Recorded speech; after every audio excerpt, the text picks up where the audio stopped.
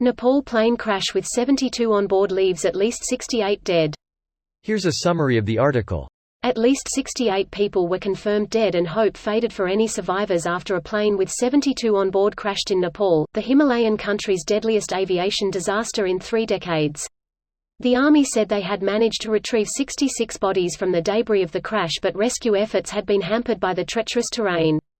In a statement, ATR, a Franco-Italian aircraft manufacturer, said they were supporting an investigation into the crash. Footage shared on social media, which appeared to be shot shortly after the crash, showed the plane engulfed in flames on the ground as black smoke billowed into the sky from debris strewn across the crash site. The wreckage was still burning after the crash and there was thick acrid smoke, making it difficult for rescue workers to recover the bodies. Nepal's Prime Minister, Pushpa Kamal Dahal, called an emergency meeting after the crash. In May 2022, all 22 people on board a plane operated by Nepali carrier Tara Air died when it crashed, and in March 2018, 51 people died when a US Bangla Airlines plane crashed near Kathmandu. This post received a score of 6,200, with an upvote ratio of 98%. Here are the top comments in response to this article. Anyone know what they were flying? ATR 72. Accidents and incidents chart on Wikipedia doesn't seem very promising. Part of that seems to be that it's a low-cost regional plane operated by a lot of small regional airlines. Perfectly good planes can become death traps when poorly maintained, and small regional airlines in far-flung parts of the world can have shocking maintenance standards. It's hard to know without analysis done, but I suspect this is going to come down to maintenance. And maybe flying into more difficult airstrips due to the airline size as well. Not sure how this exact one in Nepal is, but some of them are pretty extreme. It's either Tibet or Nepal who has the airstrip known as the most difficult in the world. There's a documentary on it. That looks as wide as a two-way highway, if even that. Holy crap. That's a whole lot wider. Or that is a squirrel on the runway and not a person. It says it is 30 meters wide.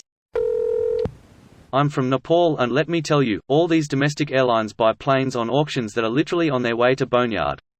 No amount of maintenance is keeping these trash cans from breaking down at some point. This is all down to the government for allowing these airlines to fly out of commissioned planes and the airlines for implementing shortcuts in maintenance and repairs. Yeah. I've flown Yeti, Tara, and Buddha Air, and there's no real difference despite the ads. All the planes are a few flights from the junkyards. Last spring I was visiting family in the Terai, and when I flew back to KTM the plane had a partially busted door, and mosquitoes got in and mobbed everyone for the entire flight, also because there's no jet bridge. Tara is the subsidiary of Yeti Airlines, which is infamous for their crash records. That's why they split it for good image of their parent company. The video from the inside is the most horrifying thing I've seen online in a while. It ranks with that footage of the station nightclub fire back in 2003 as some of the most eerie, horrifying real-time video of a disaster involving fire and mass casualties ever recorded. There were a lot of videos of the 2014 Sewol ferry tragedy. Those kids had a lot of time to document their journey from thinking it was a joke to realizing they had been betrayed by the crew and no one would be coming to rescue them. I was not able to watch it all the way.